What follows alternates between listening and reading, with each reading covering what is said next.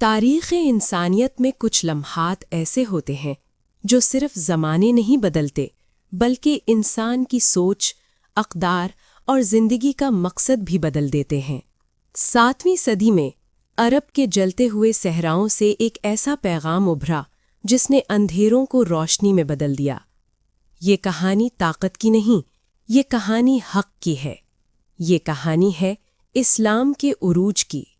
اسلام سے پہلے عرب معاشرہ دور جاہلیت کہلاتا تھا۔ یہ وہ دور تھا جہاں قبائلی جنگیں نسل در نسل چلتی تھیں۔ طاقتور کمزور کو کچل دیتا تھا۔ عورت کو وراثت اور عزت حاصل نہ تھی۔ بیٹیوں کو زندہ دفن کر دیا جاتا تھا۔ ہر قبیلے کا الگ بت تھا اور ہر بت کے ساتھ ایک جھوٹی امید جڑی ہوئی تھی۔ انسان انسان کا دشمن تھا اور عدل صرف خواب۔ یہ وہ زمین تھی جو آسمانی پیغام کی پیاسی تھی۔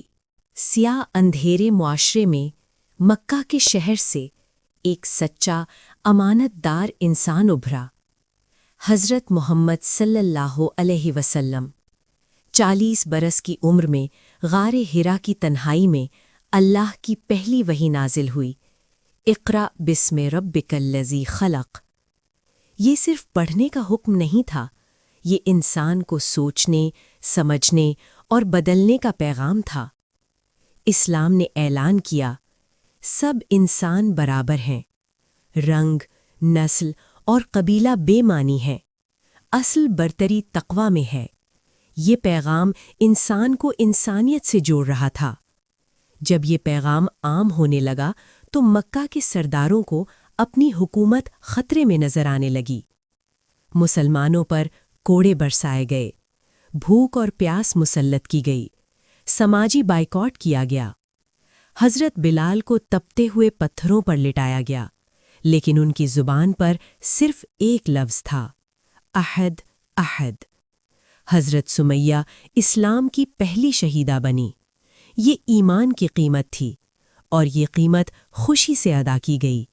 جب ظلم حد سے بڑھ گیا تو اللہ کے حکم سے نبی کریم صلی اللہ علیہ وسلم نے مدینہ کی طرف ہجرت فرمائی۔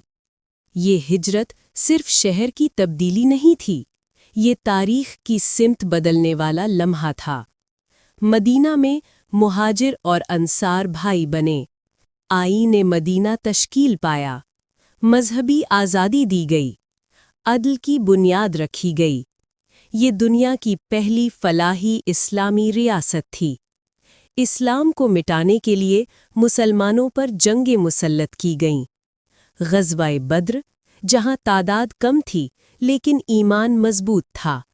غزوہ احد، جہاں آزمائش آئی۔ غزوہ خندق، جہاں حکمت نے دشمن کو شکست دی۔ یہ جنگیں زمین کے لیے نہیں تھیں بلکہ حق کے دفاع کے لیے تھیں۔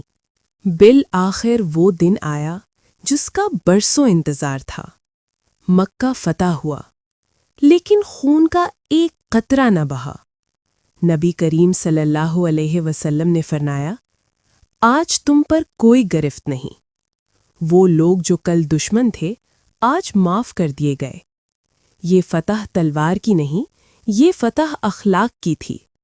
نبی کریم صلی اللہ علیہ وسلم کی وفات کے بعد اسلام تیزی سے دنیا میں پھیلتا گیا۔ یہ پہنچا عرب، شام، مصر، فارس، افریقہ، ایشیا۔ یہ پھیلاؤ جبر سے نہیں بلکہ عدل، علم اور کردار سے ہوا۔ اسلام نے علم کو عبادت کا درجہ دیا۔ مسلمانوں نے الجبرا ایجاد کی، طب میں انقلاب برپا کیا، فلکیات میں نئی راہیں کھولیں۔ یورپ کی نشأت ثانیہ اسی علم کی مرہونہ منت تھی۔ اسلام صرف ایک مذہب نہیں، یہ مکمل ضابطۂ حیات ہے۔ یہ انسان کو عزت دیتا ہے، عدل سکھاتا ہے اور اللہ سے جوڑتا ہے۔ اسلام کا عروج صرف ماضی کی کہانی نہیں، یہ آج بھی زندہ حقیقت ہے۔